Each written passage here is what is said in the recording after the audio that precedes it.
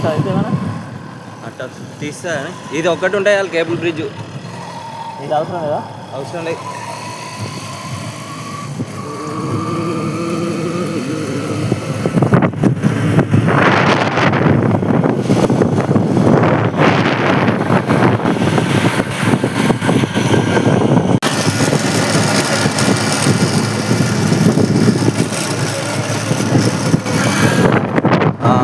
నువ్వు ఇష్టమే చేస్తా.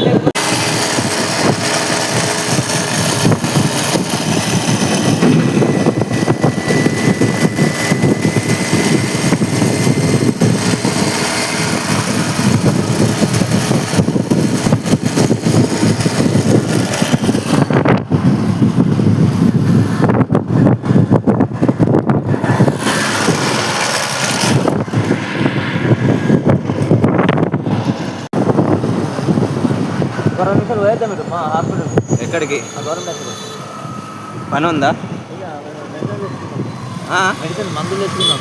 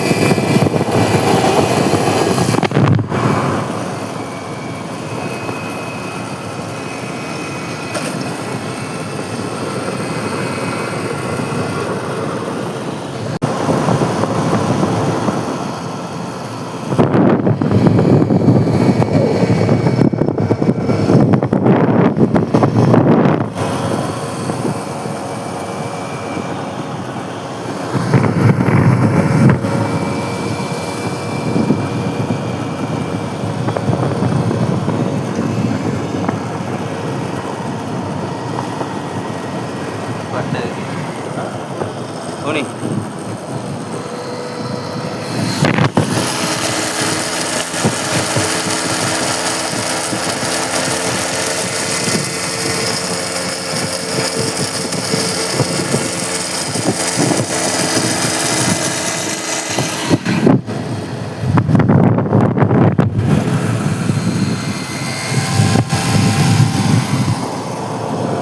अच्छा कमान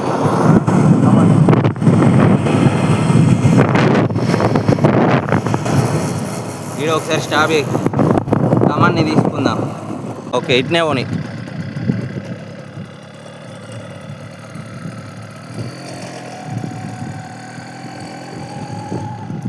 తిప్పే కాడ చెప్పు, ఎందుకంటే ఇటు సపోర్ట్ లేదుగా.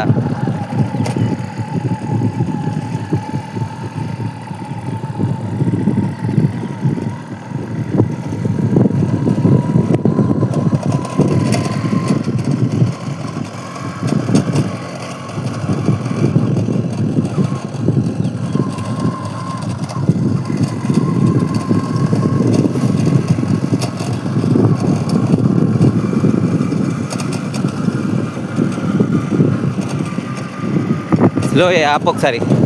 ఆప్ ఆప్ ఆప్ ఓకే. పోనీ పడ్డది, మంచిగానే వచ్చింది.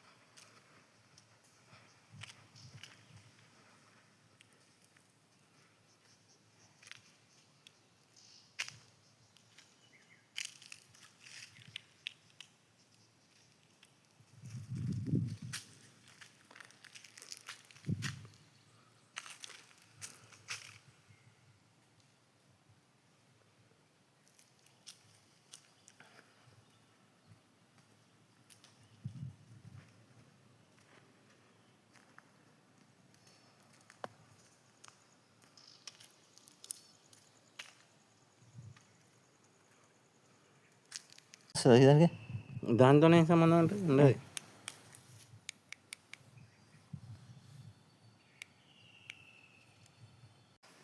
అందరికీ నమస్కారం. ఈరోజు మేము కరీంనగర్ డిస్టిక్లో ఉన్నటువంటి తాడికల్ గ్రామం నుంచి ఎరడపల్లి గ్రామం మధ్యలో ఉన్నటువంటి ఎరడపల్లి శివారులో ఉన్న అభయాంజనేయ స్వామి టెంపుల్లోకి రావడం, దర్శనం కోసం రావడం జరిగింది. ఇక్కడ స్కందమాత ఆశ్రమం ఉన్నదన్న విషయం వెతికిడి తెలిసింది. అమ్మవారిని దర్శించుకోవడం జరిగింది. అమ్మవారి దగ్గర మేము ఇంటర్వ్యూ తీసుకుందామని అమ్మవారి దగ్గరికి వచ్చి అడగడం జరిగింది. అమ్మవారు మాకు సహకరించి పర్మిషన్ ఇవ్వడం జరిగింది. మాకు ఇంటర్వ్యూ ఇస్తున్నది. అదే విషయంలో మీకు షేర్ పంచుకుందాం అనే ఉద్దేశంతో మీతో మాట్లాడుతున్నాం. అమ్మ స్కందమాత గారు నమస్కారం. ప్రేక్షకులకు నమస్కారం. ఈరోజు నేను కరీంనగర్ డిస్టిక్లో ఉన్నటువంటి తాడికల్ గ్రామం నుండి ఎరడపల్లి గ్రామం మధ్యలో ఉన్నటువంటి ఎడపల్లి గ్రామం ఊరు శివారులో ఉన్న అభయాంజనేయ స్వామి టెంపుల్కి రావడం జరిగింది దర్శనార్థం. అదే కోణంలో స్కందమాతను దర్శించడం జరిగింది. దర్శించడం వలన అమ్మవారు నమస్కారం అని చెప్పి దాని తర్వాత ఇలా మా ఛానల్కి మన ఇంటర్వ్యూ ఇవ్వగలుగుతారని అడగడం జరిగింది. అడగడం వలన అమ్మవారు సరే మీకు ఛానల్కు ఇంటర్వ్యూ ఇస్తాను అని చెప్పింది. అదే కోణంలో మేము ఇంటర్వ్యూ తీసుకోవడం జరుగుతుంది. అమ్మ నమస్కారం. కూర్చోండి. Interview start. ఏమన్నా గారు ఆలయం ఎప్పుడు ఆవిష్కరించబడినది, ఎప్పుడు పుట్టింది, దాని వివరాలు, ఊరికి సంబంధించిన వివరాలు మీరు ఏమైనా చెప్పండి. ఈ ఆలయము ఇక్కడ ఇప్పుడు శాంతి నదీ తీరం అని ఇక్కడ నదీ తీరము వాగుడు. దీని ఇక్కడికి ఒక భక్తుడు వచ్చేవాళ్ళు, వాళ్ళు భగవద్గీత భక్తుడు. అతడికి ఇక్కడికి వచ్చినప్పుడల్లా ఏదో కట్టాలి అని స్ఫురణ ఇచ్చి ఇక్కడ ఈ ఆంజనేయ స్వామి రాములవారి గుడి కట్టాలన్న నిర్ణయంతో వాళ్ళు దీన్ని ఊరి దొరలను అడగడం జరిగింది. అప్పుడు ఆ ఊరు అయ్యగారి దగ్గరికి వెళ్తే ఆంజనేయ స్వామి రాములవారి గుడి కడితే నిత్యము నైవేద్యం ఉండాలి, ధూపదీపాలు ఉండాలి, చాలా కష్టంగా ఉంటుంది, మీకుతో కష్టము, మీరు ఆంజనేయ స్వామి గుడి కట్టుకోండి అని అన్నప్పుడు వీళ్ళు ఆంజనేయ స్వామి గుడిని కట్టుకోవడం జరిగింది. అభయ ఆంజనేయ స్వామి ఇక్కడ అంటే భక్తులకి ఈ ప్రాంతంలో ఉన్న ఏదో ఒక శక్తి ప్రేరేపణ వలన ఈ ఆలయం నిర్మాణం చేయడం జరిగింది. దాదాపు 26-27 ఏళ్ళు దాకా అవుతుంది నిర్మాణం చేసి. ఇది మనకి కరీంనగర్ కోతి రాంపూర్ అయ్యగారు ఈ ఆంజనేయ స్వామి ప్రతిష్టాపన చేయడం జరిగింది. ఇది అనుష్ఠానం చేసేటప్పుడు కూడా అయ్యగారు పూజలో కూర్చున్నప్పుడు ఏదైనా వచ్చే ప్రాబ్లం ఉందని ముందే అనుకుని నాకు ఏదైనా జరిగినా మీరు ఎవ్వరూ నన్ను ముట్టుకోవద్దు అని చెప్పడం జరిగింది. ఆ అయ్యగారు పూజ ప్రార్థన చేస్తూనే సడన్గా పడిపోవడం జరిగింది. ఇక పడిపోయిన ఒక గంటన్నర వరకు ఆయన ఇక ఏమైపోయాడో ఏమో శ్వాస లేని స్థితిలోకి వెళ్ళిపోవడం జరిగింది. తరువాత మళ్ళీ తిరిగి లేవడం జరిగింది. లేచిన తర్వాత ఇక తను ప్రతిష్టాపన చేసింది. అంటే ఇక్కడ ఈ స్థలంలో ఒక ఏదో ఉంది అనేది అయ్యగారికి కూడా తెలుసు. ఇప్పుడు వారు చనిపోయారో తెలియదు కానీ కోతిరాంపూర్ అయ్యగారు ఆయన చాలా ప్రముఖులే. ఈ ఆలయం ఈ విధంగా అప్పుడు నిర్మాణం చేస్తూ ముండయ్య అని గీతా భక్తుడు ఉండే, భజన కళాకారుడు ఉండే, ఇప్పుడు ఆయన కూడా లేడు. 10 మంది కలిసి నిర్మాణం చేశారు. మల్లాచారి అని, రవీందర్ అని ఇప్పుడైతే వాళ్ళిద్దరు ఉన్నారు. మార్కండేయ కొంతమంది నిర్మాణంతో జరిగింది.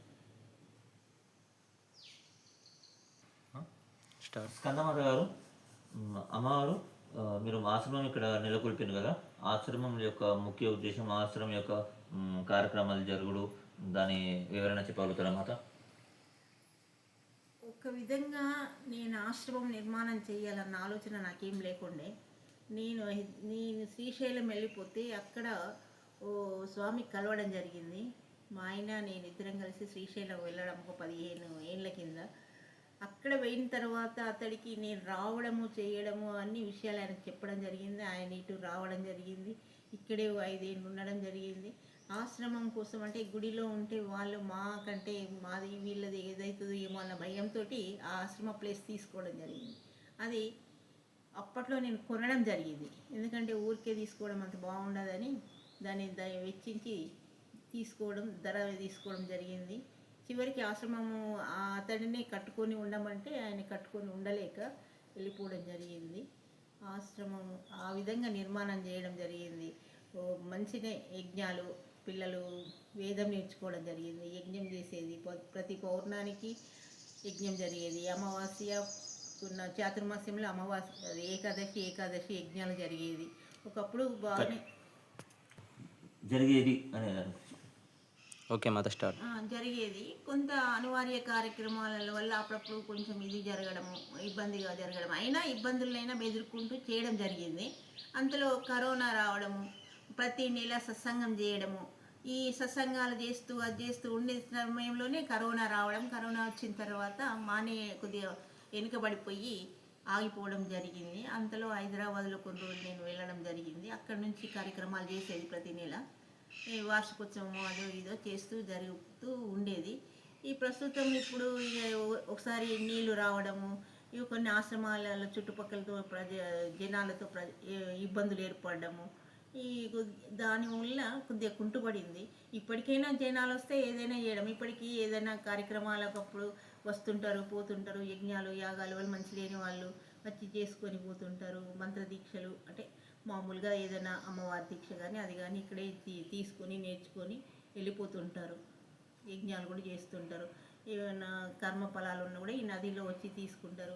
చనిపోయిన వాళ్ళు కానీ అది కానీ ఇది కానీ కాళేశ్వరం అది ఇది వెళ్ళలేక ఇక్కడే వచ్చి ఈ చుట్టూ 5-6 గ్రామాల వాళ్ళు ఈ నదిలోనే స్నానం చేస్తారు. ఇది సీతారామ జీవనది అనేది మన రికార్డులో ఉన్నది.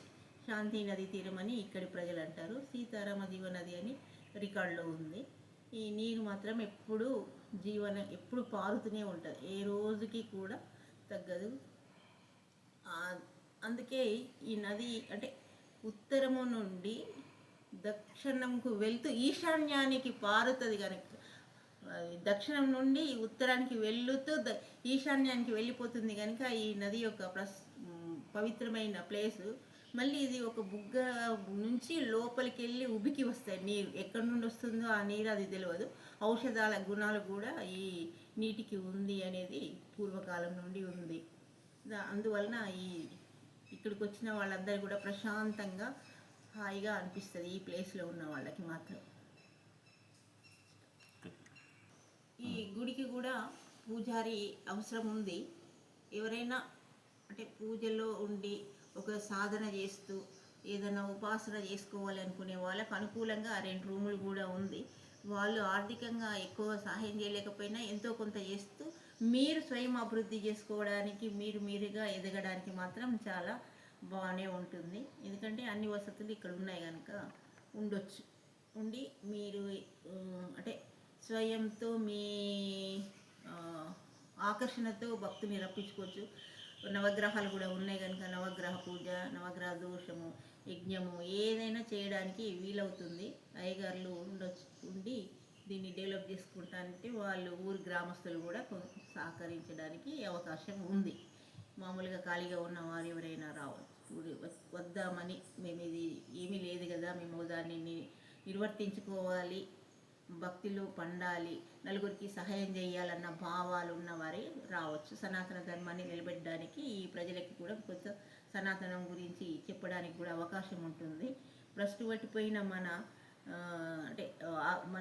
ఆచార వ్యవహారాలు కూడా తెలపడానికి అవకాశం దొరుకుతుంది కనుక ఇక్కడున్న రైతులకి వాళ్ళకి మంచి సందేశాలు ఇస్తూ వారు నిలబడుతూ ఎదుటి వాళ్ళని నిలబెట్టడానికైతే అవకాశం ఉంది. ఎవరైనా అంటే ఈ ప్రజాసేవలో ఇది ఒక భాగంగా అనుకొని రాగలిగిన వాళ్ళు మాత్రం రావడానికి వీలవుతుంది, ఉండొచ్చు.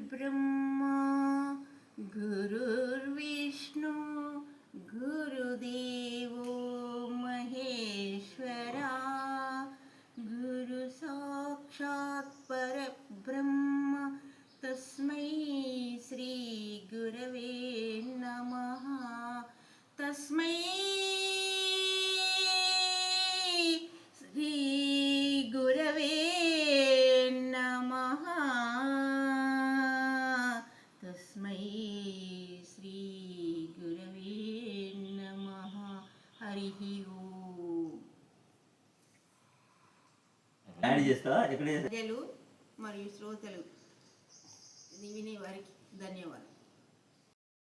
స్కందమాత గారు, ఈ సనాతన ధర్మం గురించి మనకు చాలామంది వీడియోలో చెప్తున్నారు, అది మాకు దాని గురించి అవగాహన లేదు. మీరు కొంచెం దయ ఉంచి సనాతన ధర్మం అసలు ఏంటిది, దాని వివరణ ఏంటిది, ఎవరైనా కూడా సనాతనం అంటే చెప్తున్నారు కానీ దాని అర్థం కావడం సనాతనం గురించి వివరిస్తారా? సనాతన ధర్మము అంటే అది ఒకరు పెట్టింది కాదు, ఒకరు ఇచ్చింది కాదు. పూర్వము నుండి మనమున్నా లేకపోయినా పూర్వము నుంచి ఉండే ఋషులు మనకు అందించిన ఒక ధర్మము. అది ఆ ఋషులని కూడా ఆ భగవంతుడు వారికి చెప్పిన పనిని వాళ్ళు చేస్తున్నారు. అంటే సత్యంలో ఉండి ఏది మనుషులకి ఏ ధర్మంలో అయితే ఉండాలో మనిషి ధర్మయుక్తంగా ఉండడము సనాతనము.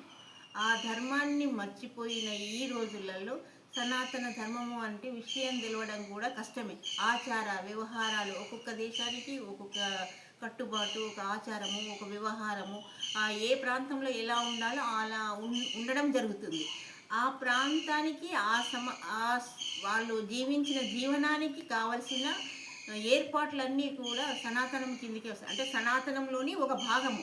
ఆ భాగాన్ని తీసుకొని వాళ్ళకు అనుకూలంగా ఉండి, నలుగురికి అనుకూలంగా ఉండి, సత్యంలో, ధర్మములో, న్యాయంలో ఉండే వ్యవస్థ సనాతన ధర్మము.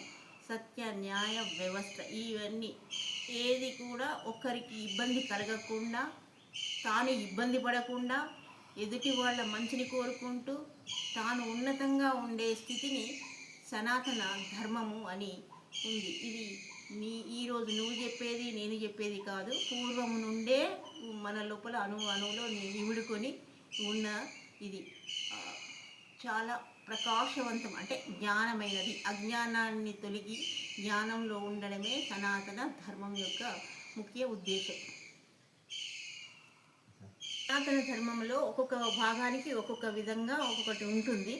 వ్యవసాయం మనకి ముందు అంటే ఏది ఎక్కడ ఏమో అవసరం ఉందో దాన్ని గుర్తించి ఆ గుర్తింపుతోటి చేయడం జరిగింది. అందులో 4 విభాగాలుగా విభజించుకొని ఎవరికి ఏ అర్హత ఉంది, ఏ అర్హతలు ఎవరుంటే బాగుంటుంది అన్న ఉద్దేశంతో 4 వర్ణాలుగా మన వాళ్ళు ఏర్పాటు చేసుకున్నారు. అందులో ఒక భాగము అంటే క్షుద్రులు అంటే దక్షిణతో పని చేయగలిగే స్థితిలో ఎవరైతే ఉన్నారో వారిని క్షుద్రులు అన్నారు. క్షుద్రులు అంటే అంటరాని వారో తక్కువ వారో కాదు, వాళ్ళు నైపుణ్యంతో పనిని చేయగలిగే స్థితిలో ఉన్నవాళ్ళు శూద్రులు. తరువాత వైశ్యులు అంటే వ్యవహారం, ఆ వ్యవహారాన్ని నడిపియడము వైశ్య ధర్మము. అంటే ఇక్కడ రైతుల దగ్గర నుంచి పంటలు అవి తీసుకొని వేరే వాళ్ళకి మార్పడము, ఇటు మార్పడము, అంటే వాళ్ళ ఆర్థిక వ్యవస్థని కుంటుపడకుండా రైతులకి మరియు మిగతా వాళ్ళకి సమన్వయం పరుస్తూ ఒక గ్రామానికి సమన్వయం చేసుకుంటూ ధర్మనిరతితో ఉంటూ వ్యవహారం నడిపించే వాళ్ళు వైశ్యులు. తరువాత క్షత్రియులు అంటే ఈ ఇద్దరిని కాపాడడానికి క్షత్రియ ధర్మం అవసరం. ఆ క్షత్రియ ధర్మంలో క్షత్రియులు ఎలా ఉండాలంటే వీళ్ళిద్దరిని కాపాడుకుంటూ తర్వాత బ్రాహ్మణులు అంటే ఈ 4 వర్ణాలలో క్షత్రియులు ఈ అందరినీ కాపాడము, దేశ రక్షణ కోసము వాళ్ళు ఏమైనా చేయడానికి అవకాశం ఉంది. అందుకు ఆ దేశ రక్షణ వాళ్ళ బాధ్యత. రాజ్య రక్షణ, దేశ రక్షణ, గ్రామ రక్షణ, వాళ్ళకి కొన్ని నిధులు ఉండేది. ఏ విధంగా చేయాలి, ఏ విధంగా చేయకూడదు అనే ఉద్దేశంతో వాళ్ళని ఏర్పాటు చేసుకొని రక్షణ బాధ్యతను వాళ్ళకి అప్పగించి ధర్మబద్ధంగా, న్యాయబద్ధంగా, సత్యబద్ధంగా ఉండడానికి వాళ్ళకి మంచి శిక్షణ ఉన్న వారిని క్షత్రియులుగా ఏర్పాటు చేసుకొని నియమించుకోవడం జరిగింది. ఇంకోటి బ్రాహ్మణులు అంటే ఈ ముగ్గురికి జ్ఞానాన్ని ప్రసాదించే వాళ్ళే బ్రాహ్మణులు. అంటే ఒక సైనికుడు ఎలా ఉండాలి, అతనికి ఏమేమి అవసరము అని అర్హత ఏమిటి, అర్హతతో క్షత్రియుని తయారు చేయడము, ఇది అంటే ఇది బ్రాహ్మణుల యొక్క పని.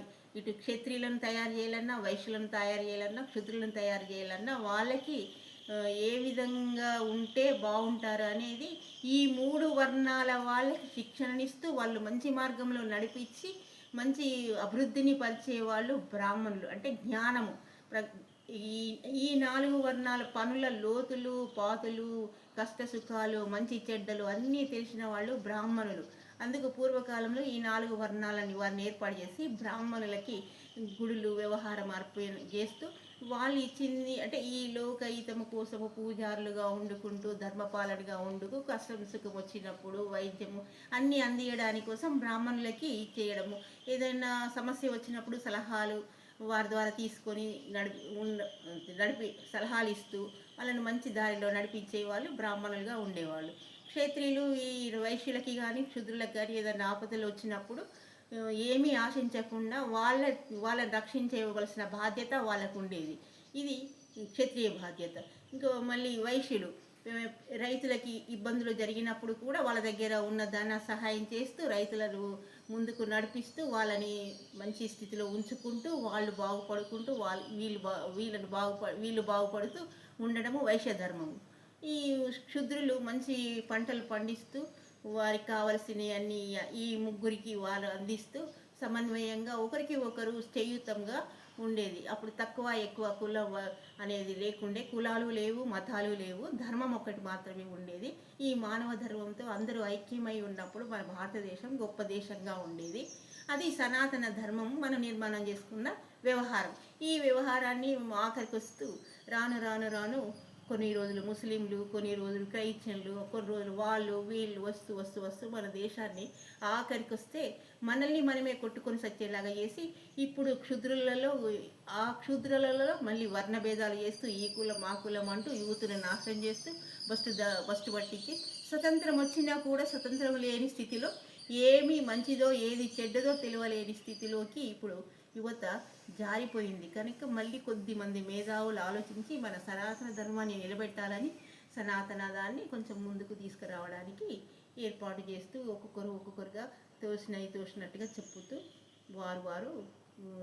వారి పనిలో వారు ఉండి మన దేశాన్ని కాపాడాలన్న అభివృద్ధితోటే ఇది చేస్తున్నారు. సనాతన ధర్మం యొక్క కుంటుపడకుండా మళ్ళీ కాపాడుకోవాలన్న ఉద్దేశంతో కొంతమంది మహానుభావులు ముందుకు వస్తున్నారు. ఇది సనాతన ధర్మం యొక్క క్లుప్తమైన విషయాలు. రాజకీయం గురించి ఓకేనా మాత, రాజకీయం గురించి మాట్లాడదాం అనుకున్నా కానీ గుళ్ళో వద్దు, బయటికి వెళ్ళి మనం రాజకీయం గురించి మాట్లాడదాం. దాని వివరణ చెప్పగలుగుతారా? అసలు రాజకీయమే మన గుడిలోంచి పుట్టింది. గుడిలో రాజకీయం లేకపోవడం ఏముంది? ముందు జ్ఞానులందరికీ రాజకీయం ఉంది. 6 రకాల శాస్త్రం వచ్చినప్పుడే అందులో ఒక రాజకీయం ఒక ధర్మం కోసము ఉండబడ్డ రాజకీయము. రాముడు రాజు కాలేదా? రాముడు ఎక్కడ నేర్చుకున్నాడు? ఆయన ఆశ్రమాలలోనే కదా అది నేర్చుకున్నది. గురుకులాలన్నీ ఎక్కడ ఉన్నాయి? ముందు గుడికి ప్రాంగణంలోనే కదా ఉండేది గురుకులాలు కూడా. ఆ గురుకులాల్లో ఉన్నప్పుడు ఇటు ఆధ్యాత్మికము ప్లస్ జ్ఞానము ప్లస్ విలువిద్యలు యుద్ధ విద్యలు ఎవరికి ఎలాంటి శిక్షణ అవసరమో అలాంటి శిక్షణ గురువులు ఇచ్చేవారు. ఒక గురువుగా అటు పూజారిగా చేశారు, అటు యుద్ధ విద్యలు నేర్పారు, అటు వ్యవసాయం అది ఏ విధంగా చేయాలో చేశారు, కళలు నేర్పారు, అది యుద్ధానికి కావలసిన సామాను ఏ విధంగా చేయాలో అది నేర్పారు. కనాదుడు ఎవరు? బ్రాహ్మణ్స్ కాదా? ఆర్యభట్టు బ్రాహ్మణుడు కాదా? వీళ్ళంతా కూడా జ్ఞానులే. అన్ని శాస్త్రాలు తెలిసిన వాళ్ళే జ్ఞానులు బ్రాహ్మణులు అవుతారు. ఏ శాస్త్రం లేకుండా బ్రాహ్మణత్వం రాదు కదా.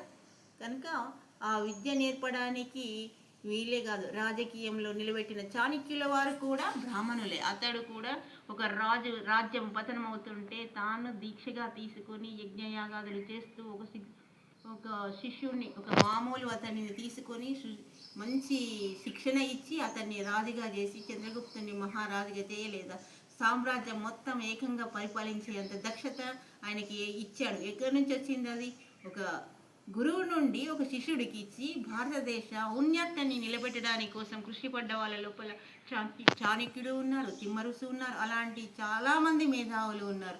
ఆఖరికి బసవేశ్వరుడు కూడా అంతే, ఒక బ్రాహ్మణుడే ప్రధానమంత్రిగా ఉండి రాజరికంలో ఉంచుకుంటూ ఆఖరికి ప్రతి వాళ్ళు పూజ చేసుకోవడానికి ఏ విధంగా ఉండాలి అనే విషయంలో కూడా అతడు ఇష్టలింగ పూజ అని పెట్టి ప్రతి వాళ్ళు పూజ చేసుకోవడానికి ఇంట్లోనే పూజ చేసుకొని శివాభిషేకం చేసుకోవడానికి ఏర్పాటు చేసి సనాతన ధర్మాన్ని కాపాడిన వాళ్ళే వీళ్ళందరూ కూడా శిక్షణ ఇస్తూనే చేసుకుంటూనే ప్రతిదీ కూడా ధర్మం కోసం పాటలపడ్డ వాళ్ళే ఎందరో మహానుభావులు ఉన్నారు.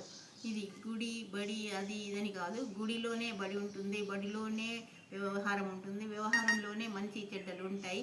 రాజకీయం అనేది మంచితనంతో చేస్తే రాజకీయం అవుతుంది, పిచ్చిగా చేస్తే ఇది అవుతుంది. కానీ నీతిగా ధర్మంగా ఎవరైతే ఉంటుందో అది రాజనీతి ఇక్కడ నుండి పుట్టిందే, సనాతన నుంచే రాజనీతి పుట్టింది.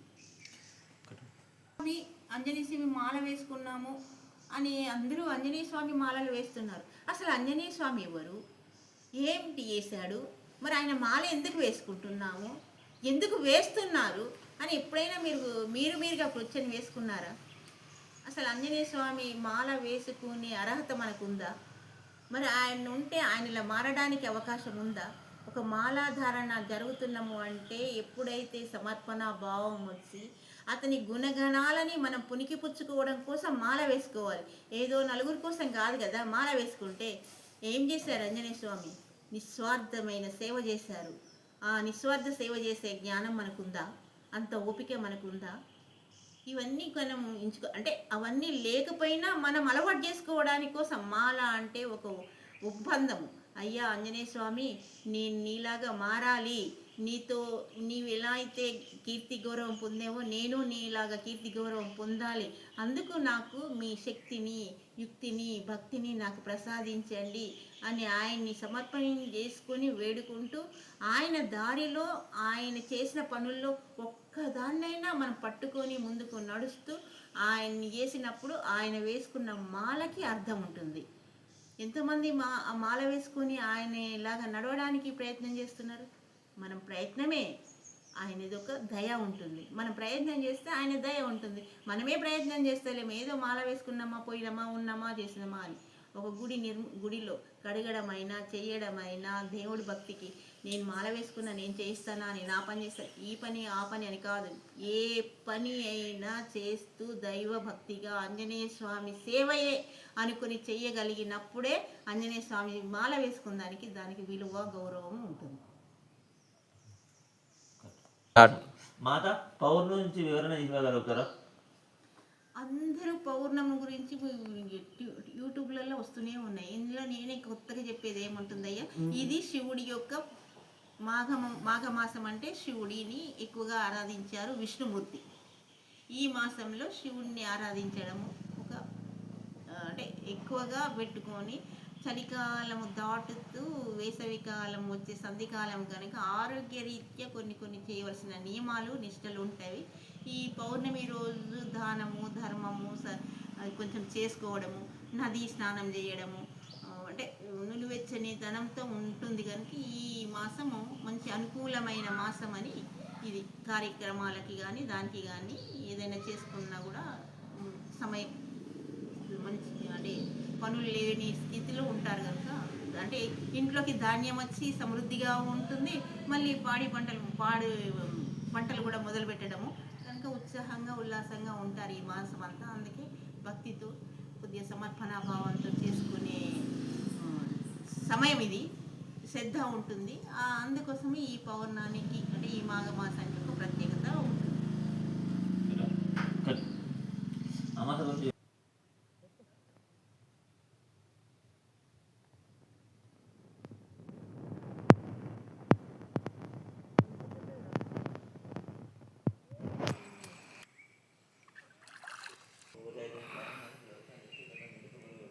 చేసుకుంటున్నారు సత్సంగం చేసుకుంటుంటే అక్కడికి దేవుడు గొప్పవాడు అది ఇది అని మాట్లాడుతూ ఉన్నారు. ఆ గుడి ముంగట కూర్చుంటే అయ్యగారులు వాళ్ళు.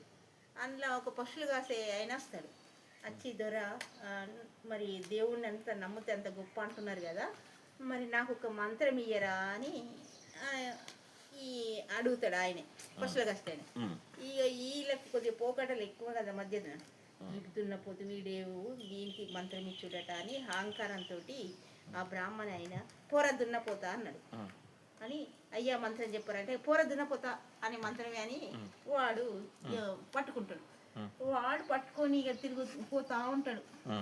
ఇక గురువుగారు చెప్పిండు కదా ఆ మంత్రమే అనుకుంటూ దాన్ని ఓ పోరాదున్న పోతా ఇక తిన్నా తాగినా పన్నా ఉన్నా 24 గంటలు అదే మంత్రం జపం చేస్తున్నాడు. ఓం నమో భగవతే పోరా దున్నపోత, ఓం నమో భగవతే పోరా దున్నపోత. ఇక చేస్తూ జపం చేసుకుంటుండేసరికి ఒక 15-20 రోజులు అయిపోయింది. అంటే అప్పుడు మంత్రాలు వాళ్ళు స్వచ్ఛంగా చేసింది కనుక 40 రోజులకు ఇదైతే అనమాట.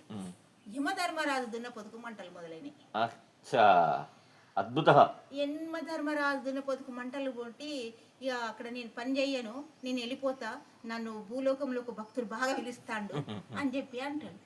నీకు భక్తుడు ఎవరున్నాడు భూలోకంలో అంటే, లేదు నన్ను పిలుస్తాడే నేను పోతా అని చెప్పేసి యమధర్మరాజు అని నేను పోతా అంటే మరి నా మంటల పోట్లు మండుతున్నాయి, నేను పోకపోతే నాకు మంటల పోట్లు ఎక్కువ అవుతాయి, నాకు ఏదైనా చేయమనగానే ఏం చేయాలనుకొని సరే నీ సమస్యకు పరిష్కారం బ్రహ్మదేవుని దగ్గరికి పోయి అడుగుదామని పోతాడు. పోయి బ్రహ్మదేవ నా దున్నపోతు పని చేస్తలేదు, మరి నేనేం చెయ్యాలి దీనికి అంటే దానికి ఏం చేసుడద్దు, మనం విష్ణుమూర్తి దగ్గరికి పోదామని విష్ణుమూర్తి దగ్గరికి పోయిన తర్వాత విష్ణుమూర్తి దగ్గర అయ్యాకి ఇట్లా జరుగుతుంది అని అంటే, ఓహో అట్లాగా ఆ భక్తుడు బాగా ఆరాధిస్తున్నాడు పోదామని ఆ విష్ణుమూర్తి ఈ దున్నపోతులు కాసేటం దగ్గరికి వచ్చింది. అంటే బర్లు దున్నపోతులు ఏమయ్యా మంత్రం మానవ, అది ఎందుకు, నేనే విష్ణుమూర్తిని అని అంటాడు. ఈయన మంచి స్పష్టంగా వస్తాడు.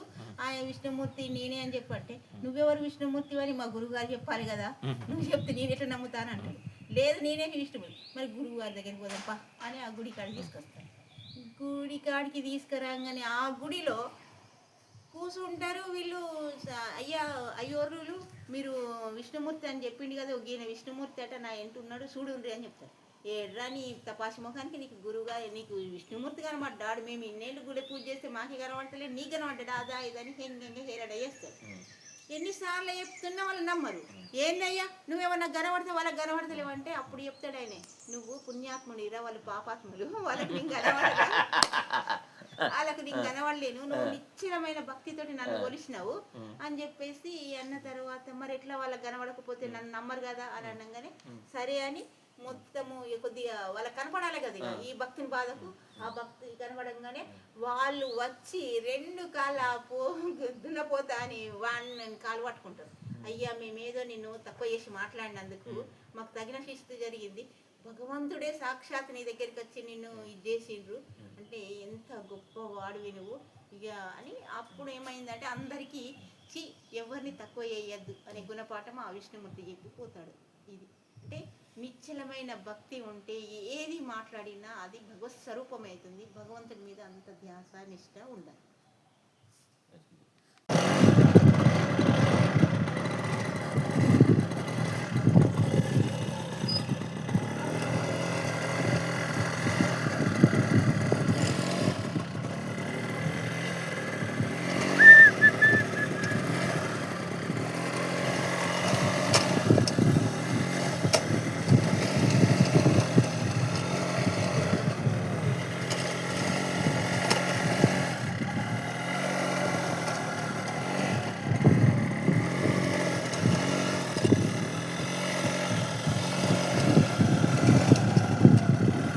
आप इక సైడ్కి అన్నా సైడ్కి ఆపే.